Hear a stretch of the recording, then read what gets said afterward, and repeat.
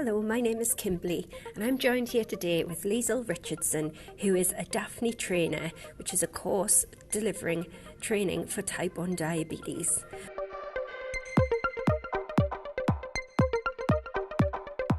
So, Liesl, it's lovely to have you with us. Can you tell us a little bit about Daphne? Certainly, Daphne stands for Dose Adjustment for Normal Eating, and it's an education program for people with type 1 diabetes. And if they attend a Daphne course, they learn how to self manage their own diabetes. So they learn how to adjust their insulin doses for what they're going to eat, so the amount of carbohydrate they're going to eat. They learn how to adjust insulin for illness, for exercise, how to manage very low blood glucose levels that we call hypoglycemia. So it really helps them to manage every aspect of life when you have type 1 diabetes without relying all the time on healthcare professionals. So, Liesl, tell me a bit about you and how you got involved with diabetes training. I started when I was a diabetes specialist nurse as a Daphne educator. So then I was running courses and delivering Daphne to people with type 1 diabetes. And I did that from 2005 till 2017. And then I joined the Daphne team as a national Daphne trainer. So now I train consultants, diabetes specialist nurses, junior doctors, and diabetes specialist dietitians about Daphne and the Daphne principles, but also about how to deliver that education to people with type 1 diabetes. Gosh, you've worked in the field for a long time by the sounds of it. So, can you tell us a little bit about what the difference is between type 1 diabetes and type 2 diabetes? They're two very distinct conditions, Kim. So, type 1 diabetes is what we call an autoimmune condition. So, the immune system goes a bit haywire. And whereas normally your immune system kicks in and helps you get rid of a cold or an infection, autoimmune means that your immune system kicks in and destroys part of your body that you still need. So, for type 1 diabetes, it means that the immune system has destroyed the cells in the pancreas that produce insulin. And without insulin, we can't survive. Type 2 diabetes is different because if you have type 2 diabetes, you still produce insulin, but you may not produce enough or you may not use it efficiently, so you get higher blood glucose levels.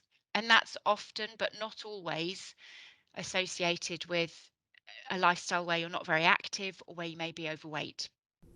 So not only have you worked with diabetes for quite a while, it's also something that's quite close to your heart, isn't it?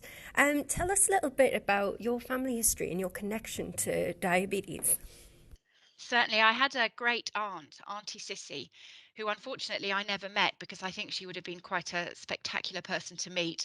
But she was a nurse in Liverpool and Northampton in the 1920s, 30s, and 40s. And then she was out in the Middle East and the Far East and Europe during the Second World War. But going through some of her old diaries and her old nursing notes, I found information that she had on diabetes going from 1926 to 1943.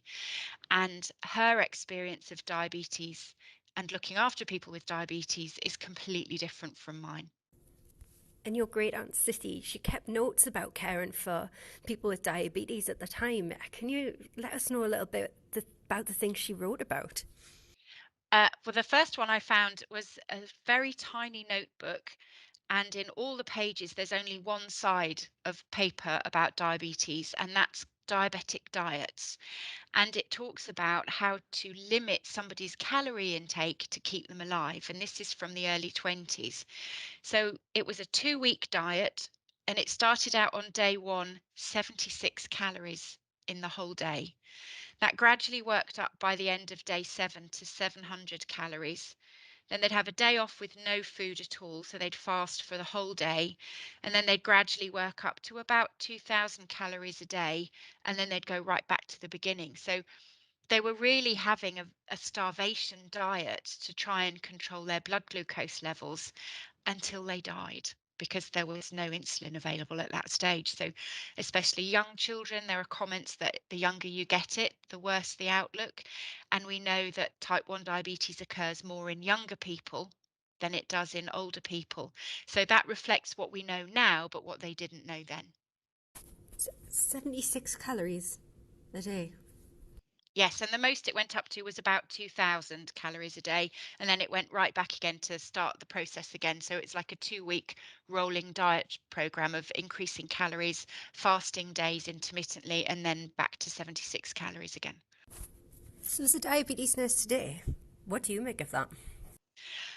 It's so completely opposite to what we do now with Daphne. So Daphne is dose adjustment for normal eating. So the participants who attend our courses, they have insulin in a pen, which they can deliver as a subcutaneous injection under the skin, and they can eat whatever they like, whenever they like, as long as they know how much insulin to give for that carbohydrate in their diet. So there's no dietary restrictions for someone who's got type 1 diabetes and who has been on a Daphne course or is using insulin. So the fact that somebody would be on a starvation diet compared to now, where they can go to an all you can eat buffet and have all they can eat, and they know how much insulin to give for that to control their blood glucose levels. It's a bit mind blowing that we're still giving insulin by subcut injection 100 years later, but dietary wise, there's no restrictions at all as long as somebody knows how to manage it. So, pre insulin, then, this is a pretty serious condition. It was the younger somebody had it, then the more likely it was to be fatal because they would have had what we now know as type 1 diabetes. And type 1 diabetes has to be treated with insulin. There is no other medication that will treat type 1 diabetes. What we now know of as type 2 diabetes, which tends to occur later in life, that can be managed with a healthy diet and medication that's taken by mouth. There are now some injectable therapies that are not insulin, and some people with type 2 diabetes need insulin, but they can still continue to live and thrive without insulin, whereas type 1 diabetes would be a death sentence without insulin. When did insulin first come about then? It was discovered in 1921 by Banting and Best out in Toronto in Canada, and they were doing experiments on dogs. And Marjorie the dog is the one that's well known because she was the first dog that survived after being given insulin injections. And then I think it was first given to a young lad called Leonard Thompson in 1922. What do you think your great Aunt City would say to you if she was alive today? I think she would be mind blown. I think I have this image in my head of a nurse looking after somebody who is wasting away. They're severely malnourished, they're underweight, they look like a skeleton, and expecting them to die. And then a doctor comes in and says, please, nurse, will you give this subcutaneous injection of insulin? And then over the course of the next few days and weeks, would have seen a rapid improvement in that person's health and condition. When you see the two photographs of Leonard Thompson, in the first photograph, he's emaciated as a child and looks like a skeleton. And then in the second photograph, he's just a chubby cheeked, normal looking little boy. And I think that for her to have been involved in caring for people with diabetes and to see that change would have been miraculous. And we now take it for granted. What would you say the impact is of the discovery of insulin? I think it's realizing how many people have lives because of the discovery of insulin. So I have a niece now who has type 1 diabetes, and she was diagnosed 10 years ago when she was 11. And I think she wouldn't be with us anymore. And you think of the man I met who'd had diabetes for 70 years, and he wouldn't have had a life. He wouldn't have been married, had children, grandchildren, great grandchildren, a career. He wouldn't have contributed to society. And there are up to 500,000 people in the UK with type 1 diabetes who take insulin injections maybe twice, three times, up to five, six times a day. People who use insulin pumps. And many of those wouldn't be with us if we hadn't got insulin. And that to me is the miracle of the discovery that was made 100 years ago. I guess this also highlights the importance of the Daphne programme with training people for dose adjustment. The feedback we have from participants who do the Daphne course, whether they have done it face to face before COVID or whether they've done the remote Daphne course that we've developed as a result of the pandemic, the feedback is always hugely positive, and people have a broad understanding of type 1 diabetes most of the time, and Daphne just fills in the gaps in their jigsaw puzzle of knowledge and helps to tie it all together and give them the full picture.